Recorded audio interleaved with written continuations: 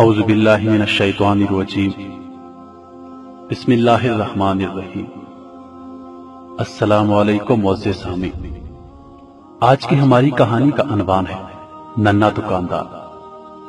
ایک نہایت درد بھری داستان ہے اور جاوید چودھری صاحب کی تحریر ہے۔ آئیے ملاحظہ کرتے ہیں۔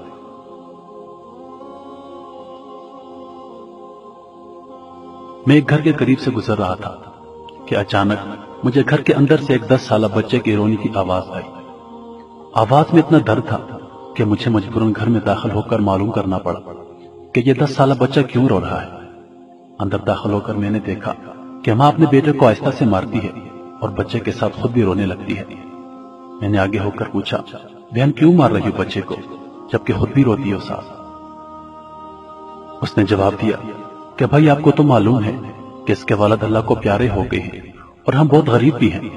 میں لوگوں کے گھروں میں مزدوری کرتی ہوں اور اس کی پڑھائی کا مشکل سے خرچ اٹھاتی ہوں۔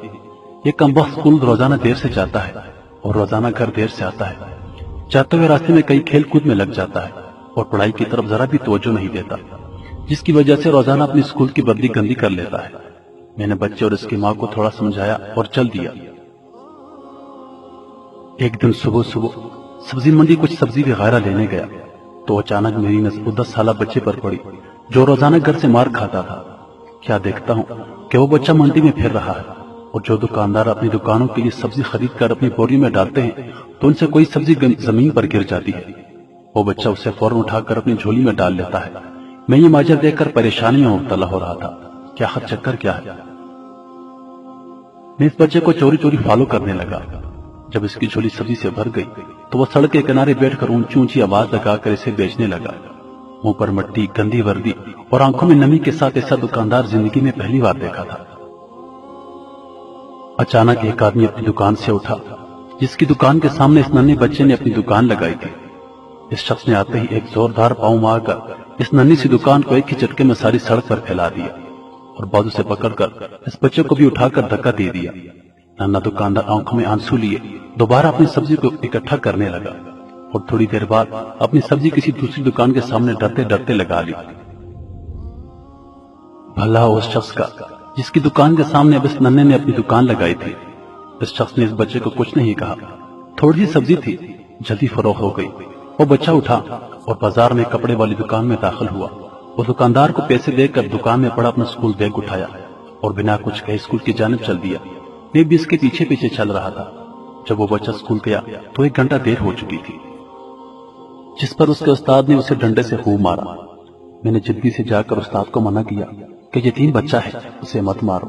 استاد فرمانے لگے کہ سر یہ روزانہ دیر سے آتا ہے، میں روزانہ اسے سزا دیتا ہوں کہ ڈر سے اسکول ٹائم پر آئے اور کئی بار اس کے گھر پیغام بھی دے چکا ہوں۔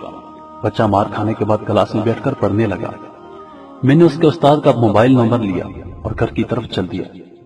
گھر جا کر معلوم ہوا کہ میں جو سبزی لینے گیا تھا وہ تو بھول ہی گیا ہوں۔ حسب معمول بچے نے اسکول سے گھر آ کر اپنی والدہ سے بھی مار کھائی ہوگی۔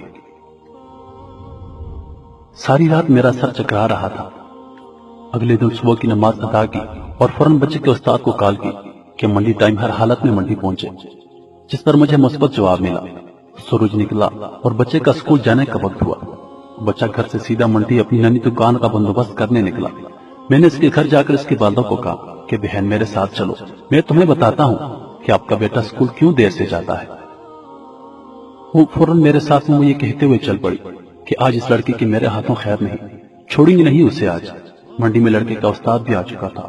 ہم تینوں نے منڈی کی 3 مختلف جگہوں پر پوزیشنیں سنبھال لی اور ننھی دکان والی کو چھپ کر دیکھنے لگے۔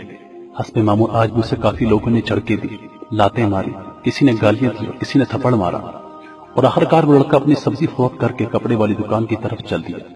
اچانک میری نظر اس کی ماں پر پڑی تو کیا دیکھتا ہوں کہ بہت ہی درد بھری سسکیاں لے کر زار و قطار ہو رہی تھی اور میں نے فوراً اس کے استاد کی طرف دیکھا تو بہت شدت سے اس کے آنسو بہہ رہے تھے۔ دونوں کے رونوں میں مجھے ایسا لگ رہا تھا جیسے انہوں نے کسی مظلوم پر بہت ظلم کیا ہو اور آج ان کو اپنی غلطی کا احساس ہو رہا ہو۔ اس کی ماں روتے روتے گھر چلی گئی اور استاد بھی سسکیاں لیتے ہوئے اسکول چلا گیا۔ حسب معمول بچے نے دکاندار کو پیسے دیے اور آج اس کو دکاندار نے ایک لیڈی سوٹ دیتے ہوئے کہا کہ بیٹا آج سوٹ کے سارے پیسے پورے ہو گئے ہیں، اپنا سوٹ لے لو۔ بچے نے سوٹ کو پکڑ کر اسکول بیگ میں رکھا اور اسکول چلا گیا۔ آج بھی 1 گھنٹہ لیٹ تھا وہ سیدھا استاد کے پاس گیا اور بیگ ڈیسک پر رکھ کر مار کھانے کے لیے پوزیشن سنبھال لی اور ہاتھ آگے بڑھا لیے کہ استاد اسے ڈنڈے سے مار لے۔ استاد کرسی سے اٹھا اور فوراً بچے کو گلے لگا کر اس قدر زور سے رویا کہ میں بھی دیکھ کر اپنے آنسو پر قابو نہ رکھ سکا۔ میں نے اپنے آپ کو سنبھالا اور آگے بڑھ کر استاد کو چپ کرایا اور بچے سے پوچھا کہ جو بیگ میں سوٹ ہے وہ کس کے لیے ہے؟ بچے نے جواب دیا کہ میری ماں امیر لوگوں کے گھروں میں مزدوری کرنے جاتی ہے اور اس کے کپڑے پھٹے ہوتے ہیں، اس کے پاس جسم کو مکمل ڈھانپنے والا کوئی سوٹ نہیں ہے، اس لیے میں نے اپنی ماں کے لیے یہ سوٹ خریدا ہے۔ یہ سوٹ اب گھر لے جا کر اپنی ماں کو دو گے؟ میں نے بچے سے سوال پوچھا۔ جواب نے میرے اور اس استاد کے پیروں کے نیچے سے زمین نکال دی۔ بچے نے جواب دیا، نہیں انکل جی، چھٹی کے بعد میں اسے درزی کو سلائی کے لیے دوں گا اور روزانہ تھوڑے تھوڑے پیسے جمع کر کے سلائی دوں گا، جب سلائی کے پیسے پورے ہو جائیں گے تب میں اسے اپنی ماں کو دوں گا۔ استاد اور میں یہ سوچ کر روتے جا رہے تھے، کبھی اس معصوم کو اور منڈی جانا پڑے گا اور لوگوں کے دھکے کھانے پڑیں گے، گالیاں سننی پڑیں گی اور ننھی دکان لگانی پڑے گی۔ آخر کب تک غریبوں کے بچے ننھی دکانیں لگاتے رہیں گے؟ آخر کب تک؟